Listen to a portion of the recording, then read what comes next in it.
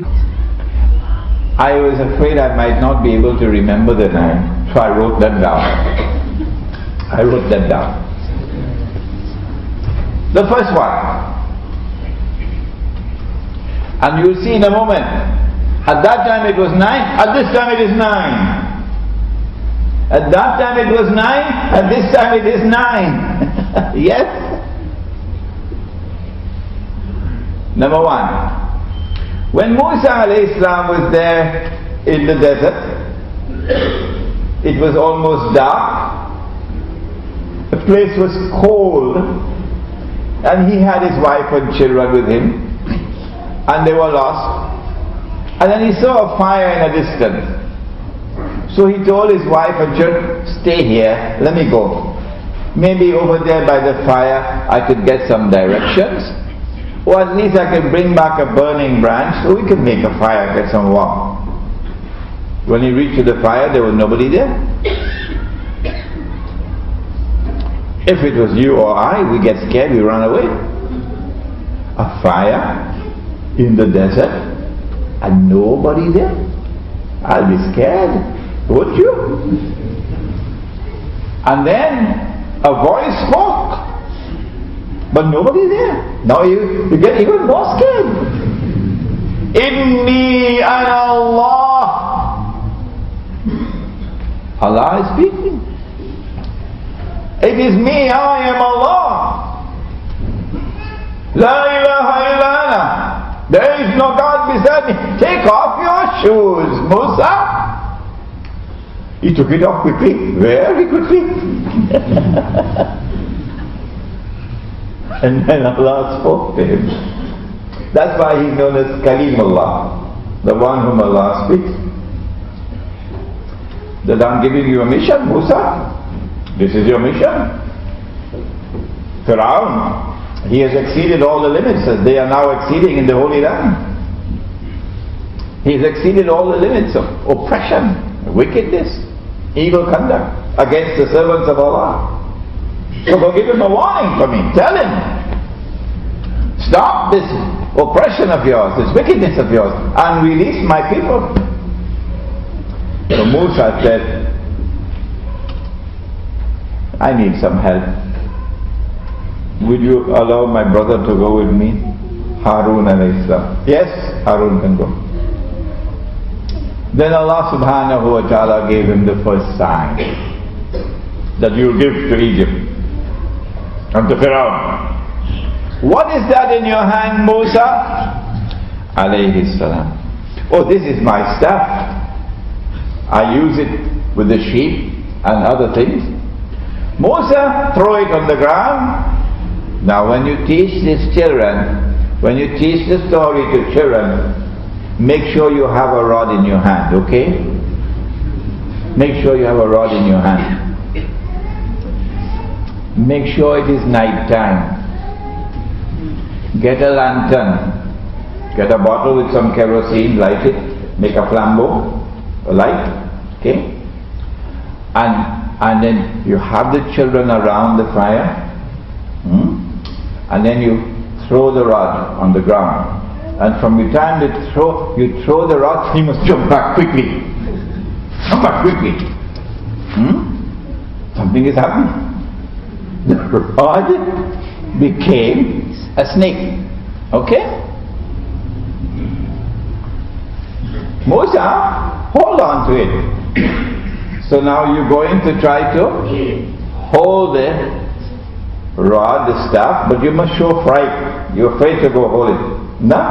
So the children are watching you. And the children are learning, they're reliving this story.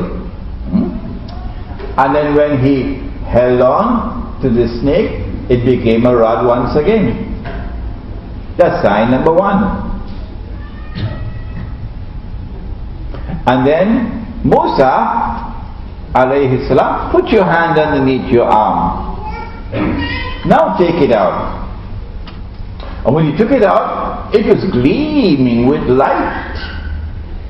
White light. But nothing wrong with his hand. Now go.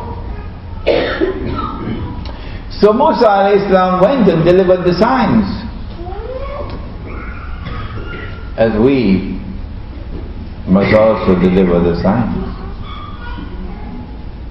Did you hear that? Did you hear that? Musa alayhi salam went and delivered the signs at that time. And these are the first 2, and there were 7 more. As we also will have 9 this time. And we also must call the attention of people to these 9 signs. We'll come to that in a moment. But when Musa alayhi salam delivered the signs, they did not bother with him. No. So then Allah instructed Musa alayhi salam, and the other signs came one after the other. There was frogs. You sit down to eat your akani, it's called? Akani? And you sit down to eat your akani, a frog jumps into the food. You go in the bathroom, you have a bucket of water, you want to take a ghusl, and as you dip, a frog is in the water. And then you lie down on the bed with your wife at night time to sleep, and between you and your wife is a frog. So this was sign number 3. And then there was lice. Lice. In your hair. Everybody, lice, all over the place, lice. And then there was locusts. And you know what the locusts do? They destroy all the crops. And then there was drought, no rain. So as a result of the combination of drought, no rain, and locusts, you now have short crops, shortage of food. And then you have tufan. Now that's not an easy one. Tufan. Even the scholars of Arabic have difficulty with tufan. Some say tufan was showers that became floods, or powerful wind like a hurricane.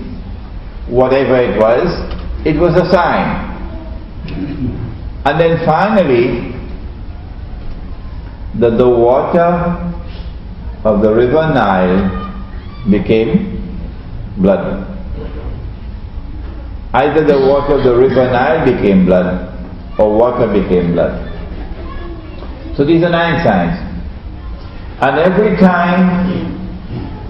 time Allah will unleash a sign or unfold a sign to them, and the Egyptians would be in a state of torment, difficulties, with lice all over the place. And then they will say to Musa alayhi salam, pray to your God, ask him to take this plague away, and we will allow Banu Israel to go. So Musa alayhi salam will pray to Allah, he'll take away the lice, and then Fir'aun and the Egyptians will say, no, we're not releasing them. So the 9 signs unfolded, but did not impact upon Fir'aun and the Egyptian people who supported him. When all 9 signs had unfolded, only then did Allah subhanahu wa ta'ala act. And what did he do? Where is it? وأوحينا إلى موسى وأخيه